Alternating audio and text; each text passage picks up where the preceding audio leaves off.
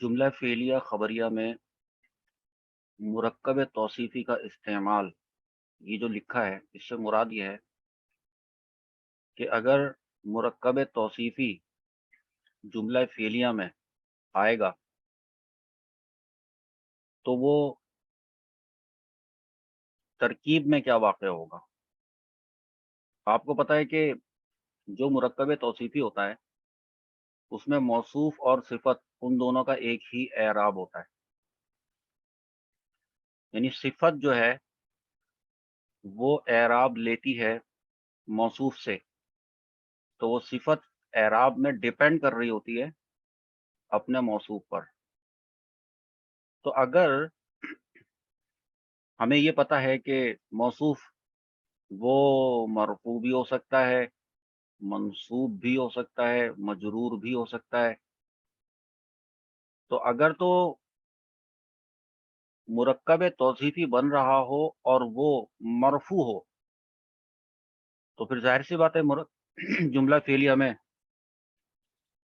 مرفوع کیا بنتا ہے۔ اور اسی طرح فائل۔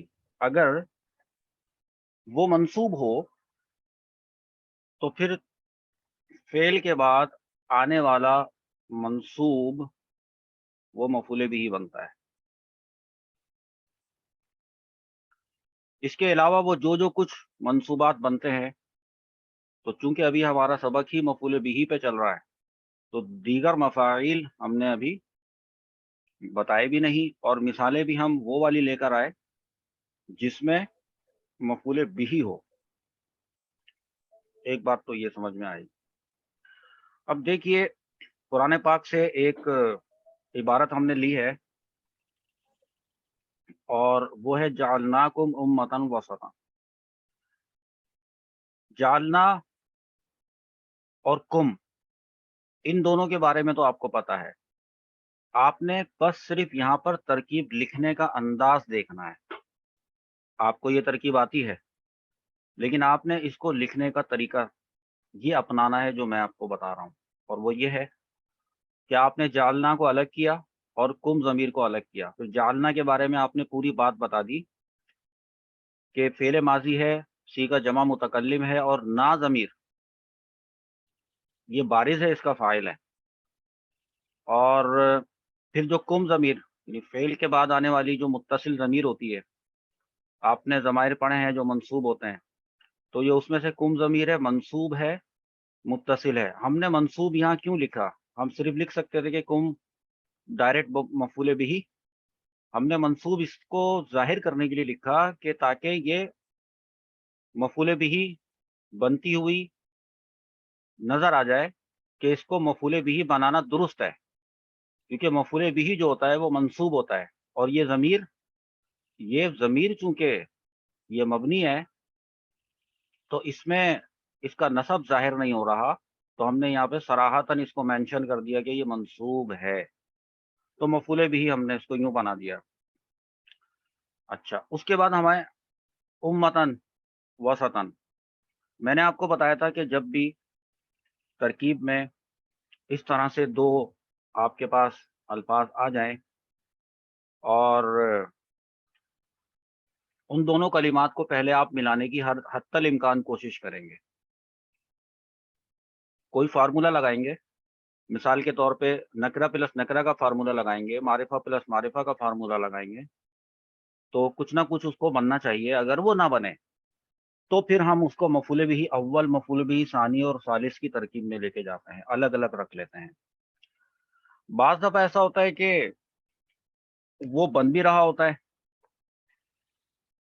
جڑ بھی رہا ہوتا ہے، لیکن جب اس کا ترجمہ کرتے ہیں، موصوف صفت بن رہا ہوتا ہے، لیکن جب ترجمہ کرتے ہیں تو ترجمہ درست حاصل نہیں ہو رہا ہوتا، جس کی وجہ سے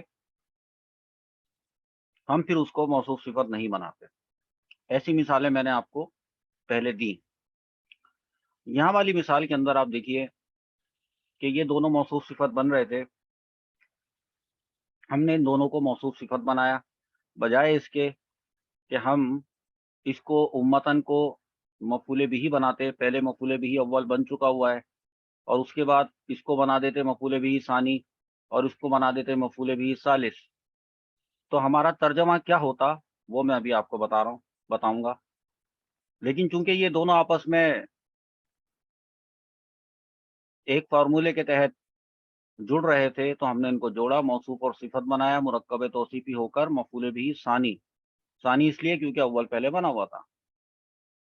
پھر ہم نے کہا کہ فعل اپنے فاعل مفعول بھی اول اور مفعول بھی ثانی سے مل کر جملہ فعلیہ خبریہ، اور پھر ہم نے اس کا ترجمہ بتایا کہ ہم نے تم کو، ہم نے کہاں سے آیا ہے، وہ یہ نا ضمیر فاعل ہے یہ نا کا مطلب ہے ہم نے، تو فاعل کا ترجمہ پہلے آ گیا، اس کے بعد چاہیے مفعول بھی اول کا، اس کے بعد کو، تو وہ ہم کریں گے۔ دیکھیں مفعول بھی اول وہ یہ رہا تم، کم کا مطلب ہے، کم ضمیر کا مطلب ہے تم، اور پھر ہم مفعول بھی اول اور مفعول بھی ثانی کے درمیان کو لگاتے ہیں، وہ ہم نے یہاں پر کو لگا دیا، ٹھیک ہے۔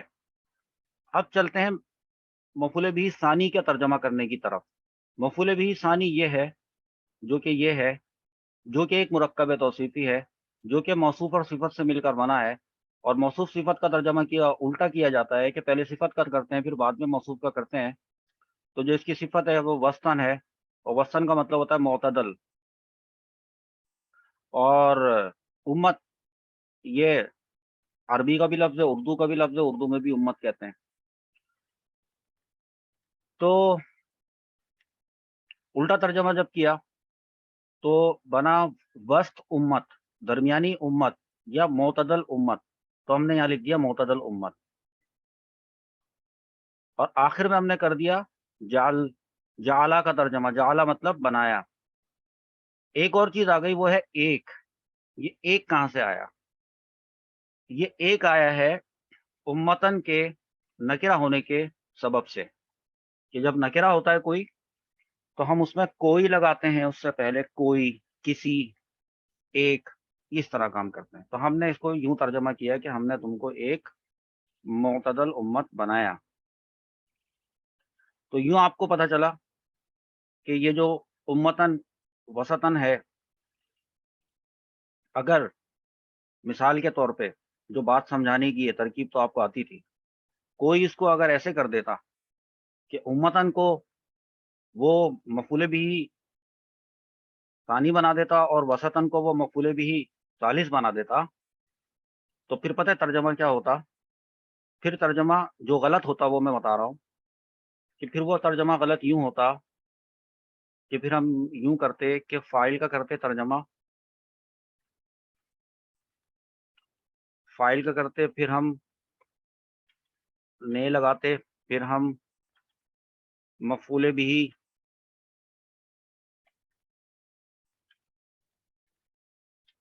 اول کا ترجمہ کرتے، پھر ہم کوما لگاتے،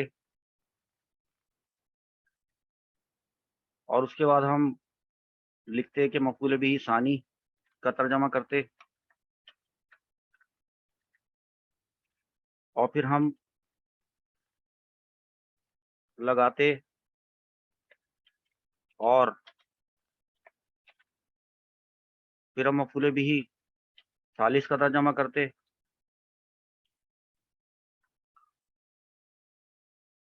اور آخر میں ہم کر دیتے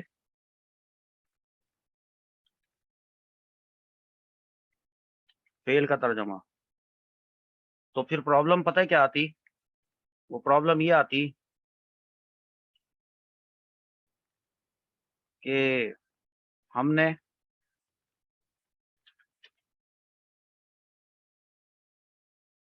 مفعول بھی اول جو ہے اس کا ترجمہ کیا ہے؟ تم، ٹھیک ہے۔ مفعول بھی ثانی کیا ہے؟ امت، اگر ہوتا تو، جو کہ غلط تھا۔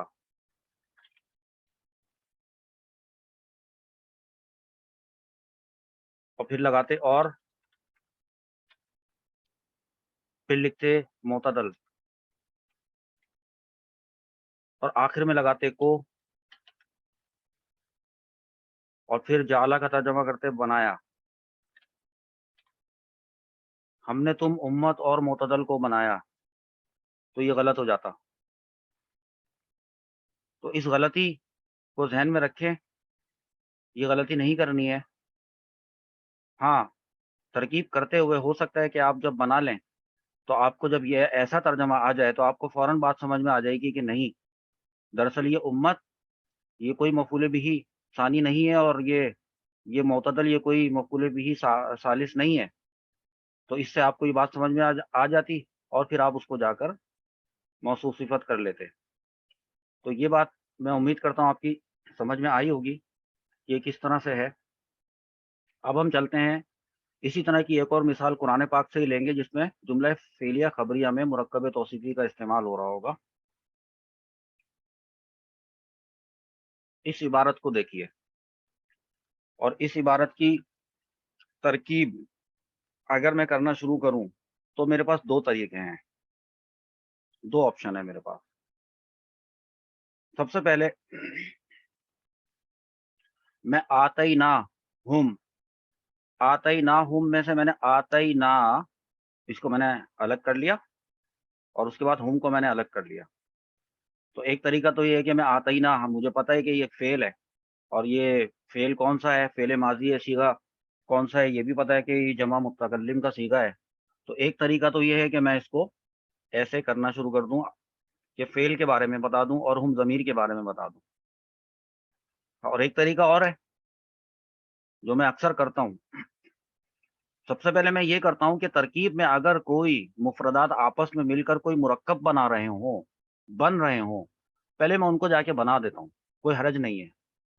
ये पहले मैंने इसको क्या किया कि ये मुल्कन अज़ीमन, मैंने चेक किया कि मुल्कन ये एक ऑब्जेक्ट है,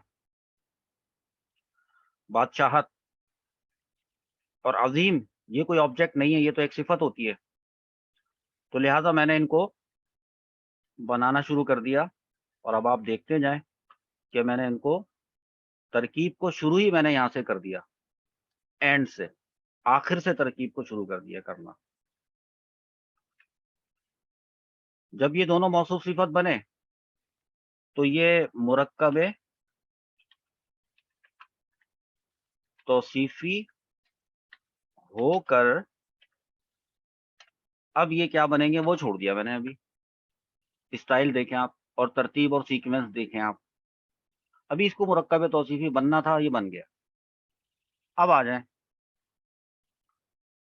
आतईना के ऊपर आ जाएँ। आतईना ये फ़ेले माज़ी है, ठीक है? और फिर इसका सीगा मेंशन कर दें।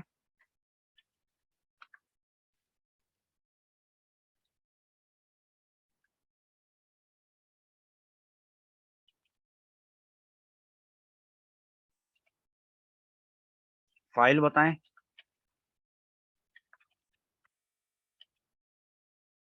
क्योंकि ये ज़मीर बारिज़ है, तो इसको मेंशन करना ज़रूरी है कि ये ना ज़मीर जो बारिज़ है, वो है इस फ़ेल का फ़ाइल। तो फ़ाइल आ गया हमारे पास, फ़ेल भी आ गया हमारे पास। अब हुम ज़मीर के बारे में भी बता देते हैं कि ये हुम ज़मीर, इसके बारे में इसका एराब बताना ज़रूरी होता है।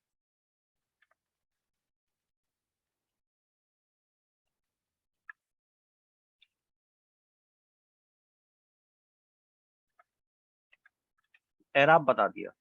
मंसूब बताने से फ़ायदा ये हुआ कि अब हम इसको बना देंगे मफ़ऊल बिही, बन गई, क्योंकि मंसूब है।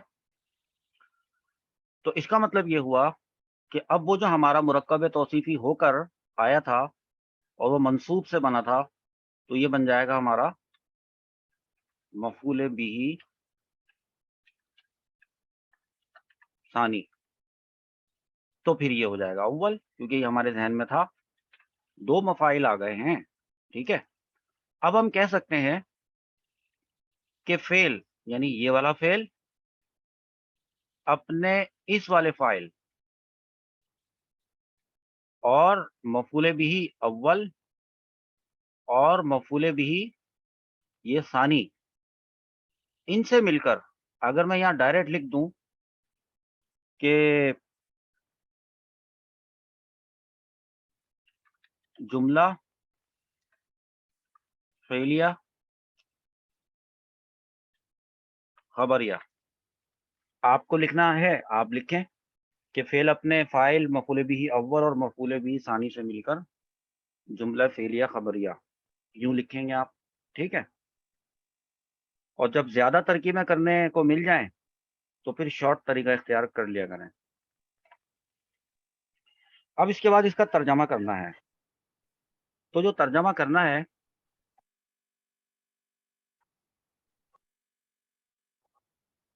वो हमने उसी तरतीब से करना है जो फार्मूला हमारा है कि सबसे पहले फाइल का तर्जमा किया जाएगा। तो फाइल है हमने, उसके बाद हमारे पास दो मफाइल आ रहे हैं, और जब दो होते हैं, यानी जब दो होते हैं तो हम पहले मफूल का तर्जुमे करने के बाद को लगाते हैं। तो हुम का मतलब क्या है? हुम, उन सब मर्दों को। तो मैं लिख रहा हूं उनको। उसके बाद मफूल बिही सानी का तर्जमा करना है। तो मफूल बिही सानी जो है वो बन रहा है मुरक्कब तौसीफी से बना है वो, और मुरक्कब तौसीफी सिफत और मौसूफ से बना है। तो पहले सिफत का तर्जमा करेंगे, अजीम,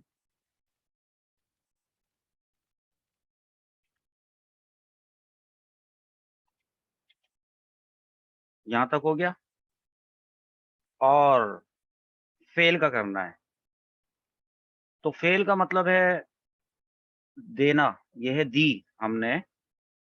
तो अब चूंकि हमें मालूम है, वैसे तो हम आपको बता चुके हैं कि जब हम कोई इबारत लेकर इस पेज पे आ जाते हैं, या आप अपने कॉपी के पेज पे ले आते हैं, और वो कुरान पाक की मुकम्मल आयत नहीं होती है, उसका एक हिस्सा होता है, तो तरकीब करते वक्त हम उसको बतौर कुरान पाक की आयत के तौर पे नहीं ले रहे होते हैं, कहीं कोई गुस्ताखी या बेअदबी ना हो जाए।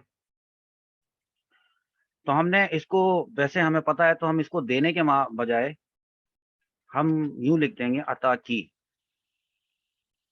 तो हमने उनको अजीम बादशाहत अता की, या बड़ी सल्तनत अता की, जो भी आप इसके अंदर, जो बेहतर आपको उर्दू में आपने तर्जमा लिखना है, तो जो उर्दू वाले लोग हैं, जिनको उर्दू आती है, उर्दू समझते हैं, उन तक आपका मैसेज दुरुस्त और भरपूर डिलीवर हो जाना चाहिए। ये है इसका मकसद। तो ये तरकीब भी आपकी समझ में आई। इस तरकीब में थोड़ी सी बात टिपिकल है, तो लिहाजा मैंने ज़रूरी समझा कि ये तरकीब मैं आपको करवाऊं। अब आप लोगों के आपका लेवल आगे आ चुका है, तो आगे आने पर आप लोगों से क्या डिमांड की जा रही है और क्या तवक्को की जा रही है, वो आपने स्टेप बाय स्टेप समझना है। कि जैसे जैसे आगे बढ़ते जा रहे हैं, इबारतें जो हैं बड़ी होती जाएंगी, और बड़ी होने की वजह से वो कोई कॉम्प्लिकेटेड नहीं हो जाएंगी, बल्कि उसके कुछ सेगमेंट्स होते हैं, हर इबारत के कुछ ना कुछ सेगमेंट्स होते हैं, उन सेगमेंट्स को आपने एनालाइज करना होता है। जब एक बड़ा सेगमेंट आपका सॉल्व हो जाएगा, तो दरअसल फिर आपकी पूरी इबारत ही एक तरह से सॉल्व हो जाएगी। मिसाल के तौर पे मैं आपको अपना तरीका बताता हूँ। ये लिखा है सक़ाहुम रब्बुहुम शराबन तहूरा। सक़ा ये एक फेल है, इसका मतलब होता है पिलाना, जैसे पानी पिलाना। तो अब जब मैंने इस इबारत को एनालाइज किया, तो चूँ आदत मेरी ये है कि पहले मैं मुरक्कबात तलाश करता हूँ, तो मुझे रब्बुहुम ये एक ऐसा मुरक्कब नज़र आया कि मुझे पता चला कि रब जो है वो नकरा है, और ये जो हुम ज़मीर है ये मारिफ़ा है, तो नकरा प्लस मारिफ़ा इज़ इक्वल टू मुरक्कब इज़ाफ़ी होता है। तो जो चीज़ पहले सामने आ गई उसको पहले डिक्लेयर कर देते हैं। मैंने रब को अलग किया, हुम को अलग किया, और यहाँ पर मैंने बता दिया कि ये मुदाफ़, और ये बन जाएगा मुदाफ़ इलैह। यूँ समझ जाएँ आप बात को। और उसूलन तो ऐसा होना चाहिए था, अभी मैं आपको बताऊँगा کہ یہ جو ہم ضمیر ہے اس کا اعراب کیا ہے. دراصل اس کا اعراب ہے مجرور. تو ہم یہاں پر مینشن کریں گے ضرور کہ یہ جو ہے ہم ضمیر مجرور متصل ہے. اس کا جتنے بھی ضمائر آپ کی ترکیب میں آئیں گے ان کے اعراب مینشن کرنا ضروری ہوتا ہے. میں نے ابھی ڈائریکٹ لکھ دیا ہے. اب مضاف اپنے مضاف الیہ سے مل کر یہ بن جائے گا مرکب اضافی. یہ بات بھی آپ کی سمجھ میں آ گئی. مرکب اضافی ہو کر اس نے کیا بننا ہے تو ڈیپینڈ کرتا ہے کہ اس مرکب اضافی کے جو دو اجزاء ہیں اس میں سے جو پہلا والا جز ہے مضاف اس کا اعراب کیا ہے. کیونکہ مضاف کا اعراب تو بدلتا رہتا ہے. تو مضاف کا اعراب جو ہے وہ ہے رفع. تو حالت رفع میں اگر کوئی اسم ظاہر ہو جاتا ہے تو اس میں فاعل بننا ہوتا ہے. یہ بات سمجھ میں آ رہی ہے. تو لہذا ربہم کے ربو کی وجہ سے ہم اس کو بنا رہے ہیں ابھی سے فاعل. حالانکہ ابھی کوئی فعل ہی نہیں تھا پیچھے, اس کو تو چھوڑ کے آئے تھے. لیکن جو بیچ بیچ میں سے جو سیگمنٹس ہوتے ہیں ان کو اگر ہم ان کو انہی کے مقام پر لے جا کر سولو کر دیں تو ہماری ترکیب جو ہے وہ سمٹتی ہوئی سولو ہو جائے گی. جس طرح یہ ہم نے ایک مرکب بنایا بالکل شرابن طہورا, یہ بھی ایک مرکب بننے کی صلاحیت رکھتا ہے. نکرہ پلس نکرہ از اکول ٹو مرکب توصیفی کا فارمولہ ہے. تو یہاں پر اس کو ہم بنائیں گے موصوف, اور اس والے طہورا کو ہم بنا دیں گے صفت, اور پھر ہم ان دونوں موصوف صفت کو ملا کر کہہ دیں گے کہ یہ بن گئے ہمارے مرکب توصیفی. کتنا آسان ہے. اب مرکب توصیفی ہو کر اس نے کیا بننا ہے تو ڈیپینڈ کرتا ہے اس بات پہ کہ اس میں سے جو موصوف تھا اس کا اعراب کیا تھا. ظاہر سی بات ہے جو موصوف کا اعراب ہے وہی صفت کا ہی ہوگا, کیونکہ صفت ڈیپینڈنٹ ہوتی ہے اس پہ موصوف پہ اعراب کے معاملے میں. تو ہم نے جب دیکھا حالت نصب میں ہے, منصوب ہے, اور بات بھی جملہ فعلیہ کی ہو رہی ہے, تو پھر اس کو بنا دیں گے مفعول بھی.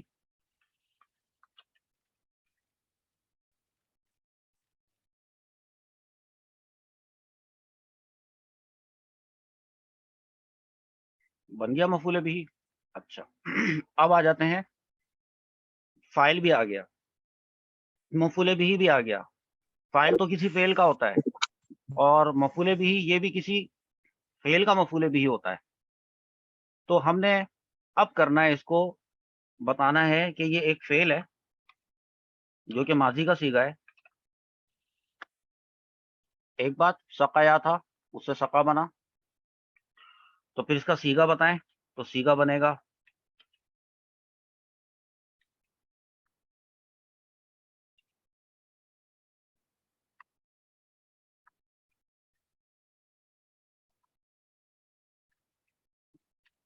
یہ صیغہ ہو گیا.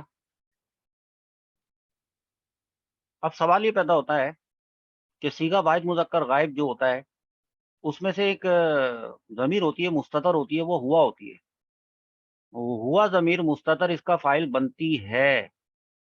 لیکن کیا اس صورت میں جب کہ ہم پہلے ہمیں فاعل ملا ہوا ہے ظاہری طور پہ, ربہم لفظوں میں ظاہر ہے, اب اس کی کوئی ضرورت نہیں ہے کہ اب یہاں پر ہم مستتر نکالیں گے تو غلط ہو جائے گا. یہ بات آپ سمجھیں. تو لہذا فاعل مستتر نہیں نکلے گا. ہاں البتہ یہ جو ہم ہے اس کے بارے میں آپ بتا دیں کہ یہ ایک ضمیر ہے جو کہ منصوب ہے اور متصل ہے. تو اس کے منصوب ہونے کی وجہ سے یہ بن رہی ہے مفعول بھی, اور اب ہمارے پاس اس عبارت میں کوئی ایک بھی کلمہ ایسا نہیں رہ گیا جس کو ہم نے سولو نہ کر لیا ہو, سوائے اس بات کے کہ ہمارے پاس دو مفاعل آ رہے ہیں. ایک مفعول بھی یہ رہا, اس کو کہہ دیں اول, اور وہ جو دوسرا ہے اس کو کہہ دیں ثانی. اب آپ کے سامنے جو یہ ترکیب آئی ہے اس میں اس ترکیب میں آپ کو پہلی مرتبہ ایک ایسی صورتحال کا سامنا کرنا پڑا ہے کہ جس میں یہ جو فاعل آیا ہے یہ کسی مفعول بھی کے بعد آیا ہے. تو اس سے یہ پتہ چلا کہ مفعول بھی اپنے فاعل سے پہلے آ سکتا ہے. اور جب ہم کہتے تھے کہ فاعل کیا ہوتا ہے اور ہم یہ کہتے تھے کہ فعل کے بعد آنے والا مرفوع اسم فاعل ہوتا ہے، تو آپ یہ نہ سمجھیے گا کہ یہ فعل کے سقا فعل ہے سقا، اس کے بعد یہ ربہم نہیں آیا بلکہ بیچ میں جو ہے وہ ہم ضمیر مفعول بھی آ گئی ہے. ہم نے کہا تھا کہ فعل کے بعد آنے والا، تو بعد میں تو ہے ہی نہ یہ ربہم، اس سقا فعل سے پہلے تو نہیں نہ آ گیا ہے، تو یہ ابھی بھی بعد میں.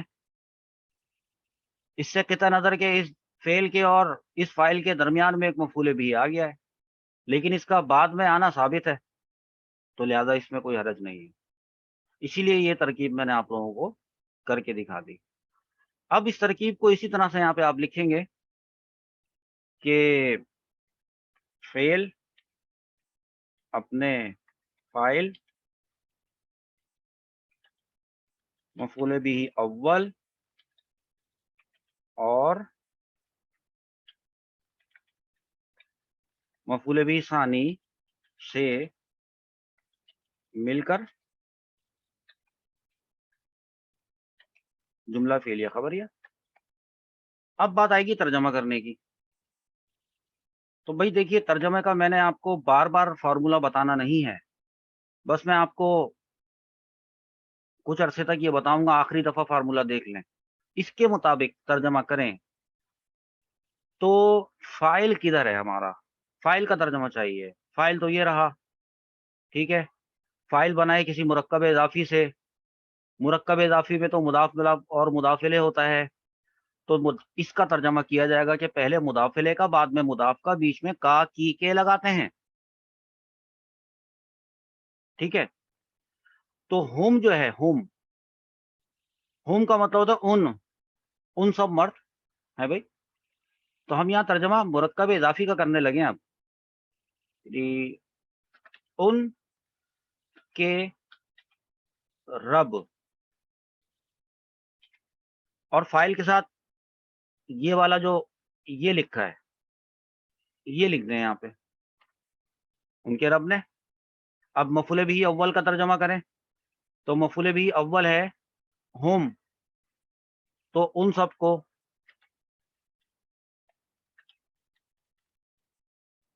چلیں کر دیا. اور اس کے بعد مفعول بھی ثانی کا کریں تو وہ تو ایک مرکب توصیفی ہے، اور مفعول بھی مرکب توصیفی ہونے کی وجہ سے اس بات کا تقاضا کرتا ہے کہ پہلے طہورا اور بعد میں شراب. تو طہورا کا ترجمہ پاک، اور شراب کا ترجمہ شربت. آخر میں فعل کا ترجمہ کرنا ہے. یہ فعل، اور فعل ہے سقا، سقا مطلب ہوتا ہے پلایا، تو پلایا کر دیں. ان کے رب نے ان سب کو پاک شربت پلایا. آپ طہورا کا جو بھی ترجمہ کریں اور شرابن کا جو بھی ترجمہ کریں وہ ترجمہ یہاں پر آ جائے گا.